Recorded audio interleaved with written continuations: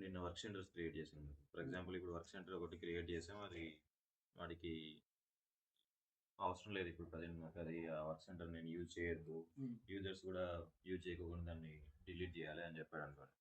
So దానికి IR02 change mode open చేస్తాం, change transaction code.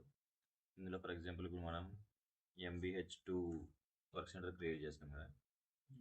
MBH2 work centre లేక వచ్చాం. ఇక్కడ మెనూలో మనకి వర్క్ సెంటర్,